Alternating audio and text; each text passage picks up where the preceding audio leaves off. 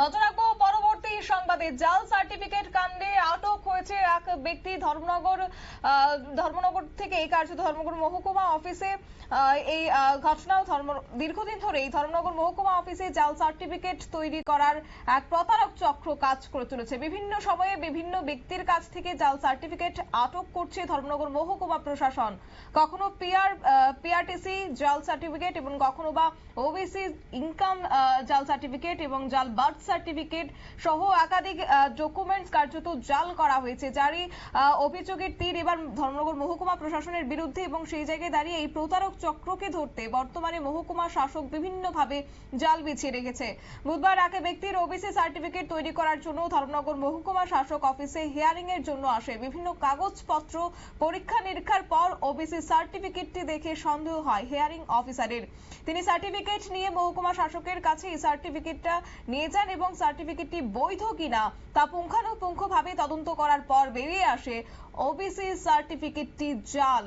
এই সার্টিফিকেট নিয়ে আসা ব্যক্তিকে জিজ্ঞাসাবাদ করলে মহকুমা শাসক জানতে পারেন মহকুমা অফিসে এক চানাচুর বিক্রেতা যার নাম মনীন্দ্র দাস, সে নাকি এই সার্টিফিকেটটা তৈরি করেছে। তৎক্ষণাৎই মহকুমা শাসক ধর্মনগর পুলিশের সাহায্য নিয়ে মনীন্দ্রকে আটক করেছে। কি রয়েছে বক্তব্য শুনুন। ওর কাছে নাকি কিছু জাল সার্টিফিকেট আছে, এই বিষয়ে আপনি কি বলবেন স্যার? একটা প্রতারক চক্র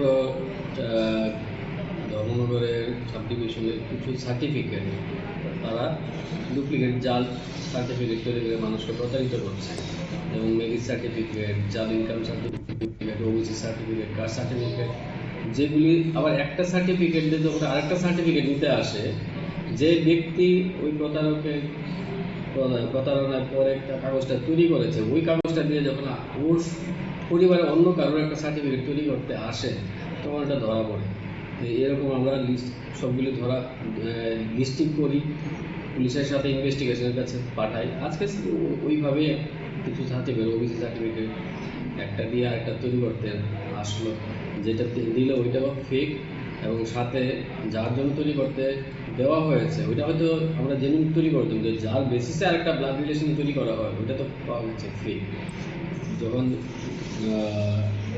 আমাদের লেভেলে যখন ইনভেস্টিগেশন করা হলো, যাকে হিয়ারিং করতে আসলো সে বললো কার কাছ থেকে তৈরি করা হয়েছে, ওই ভিত্তিতে এক ব্যক্তিকে পাওয়া গেছে।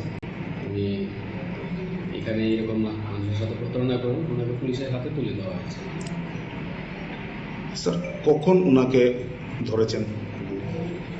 আজকে ধরা হয়েছে দুপুরবেলা। আচ্ছা, ওনার কি নাম জানতে পারি কি? নামটা আমার জানা নেই।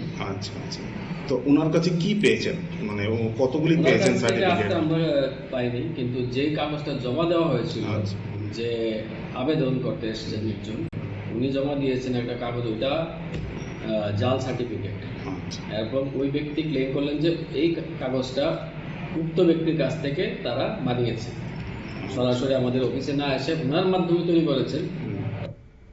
আপনারা শুনেন মহকুমা শাসকের বক্তব্য। অবশ্য বর্তমানে মনীন্দ্র ধর্মনগর থানার হেফাজতে রয়েছে। অন্যদিকে মহকুমা শাসক বলেছেন যে পুলিশি তদন্তে বেরিয়ে আসবে মনীন্দ্র কি একাই আছে নাকি তার সঙ্গে আরো সাঙ্গপাঙ্গরা রয়েছে, কোনো প্রতারক চক্র জড়িয়ে রয়েছে। সর্বোপরি ধর্মনগর মহকুমা শাসক অফিসেই অসংখ্য দালালের বিচরণ ভূমি, যেখানে টাকার বিনিময়ে বিক্রি হচ্ছে জাল বার্থ সার্টিফিকেট সহ জাল বিভিন্ন সার্টিফিকেট, এমনটাই অভিযোগ এই মুহূর্তে।